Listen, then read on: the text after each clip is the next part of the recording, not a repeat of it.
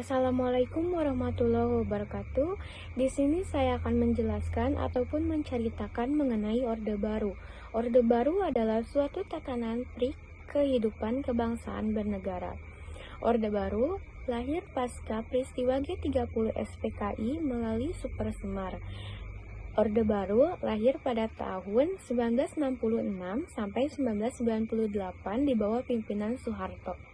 Orde Baru bertujuan meletakkan kembali seluruh tatanan kehidupan rakyat, bangsa, dan negara pada kemurnian pelaksanaan Pancasila dan Undang-Undang Dasar 1945. Adapun kebijakan Orde Baru yang pertama adalah politik dalam negeri, penataan P4 yaitu pedoman, penghayatan, dan pengamalan Pancasila, penyederhanaan partai politik menjadi hanya 2 partai, pembentukan Kopkamdit yaitu Komando Operasi Pemulihan, Keamanan, dan Keterlibatan, Dewi Fungsi ABRI, dan pembubaran Partai Komunis Indonesia dan Organisasi Malaysia. Dilanjut pada ekonomi, yaitu regulasi pada sektor perbankan dan sektor real, penarikan investasi asing secara langsung, promosi ekspor, pembangunan 5 tahun, peningkatan investor, bantuan, dan penanaman modal asing. Dilanjut pada bidang pertanian, yaitu revolusi hijau, dan pendidikan, yaitu wajib belajar, pembentukan kelompok belajar, pembangunan SD Impres. Dilanjut ke bidang luar negeri, yaitu berperan dalam pembentukan organisasi ASEAN, pengiriman kontingen Garuda dalam berbagai misi perdamaian dunia, dan berperan aktif dalam gerakan non-blok dalam organisasi KTT. Pertumbuhan ekonomi atau intervensi pemerintah pada tahun 1974 sampai 1982. Yang pertama, pertumbuhan ekonomi yang sangat cepat di atas angka 5%, dan yang kedua, mendapat keuntungan secara signifikan dari perdagangan minyak pada tahun 1970. Yang ketiga, sektor publik berperan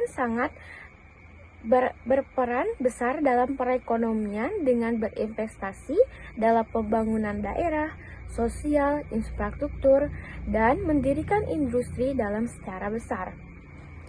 Malaria pada tahun 1974, yaitu protes dari banyaknya modal asing. Yang terakhir adalah investasi asing diperketat, sehingga memberikan pemperlakuan khusus bagi pribadi.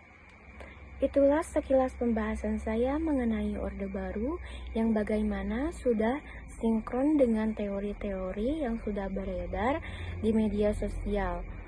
Menurut saya dalam pembelajaran ini ataupun dalam bab Orde Baru cukup penting untuk kita sebagai pelajar dalam mempelajari ataupun memperdalam sebuah sejarah yang bagaimana sudah terjadi di negara kita yaitu Indonesia, untuk menjadi bahan acuan ataupun bahan pembelajaran untuk kita ke depannya, yang dimana mungkin salah satu dari kita akan menjadi seorang pemimpin.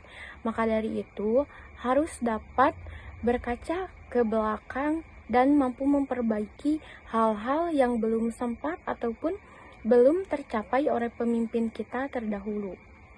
Dari sini kita dapat sangat-sangat belajar mengenai apa itu Orde Baru ataupun Orde Lama, dan bagaimana proses terbentuknya Orde Baru, serta siapa saja jajaran pemimpin yang ada di Orde Baru. Mungkin hanya itu saja yang dapat saya jelaskan dan saya sampaikan mengenai cerita ataupun penjelasan-penjelasan saya mengenai Orde Baru. Terima kasih. Wassalamualaikum warahmatullahi wabarakatuh.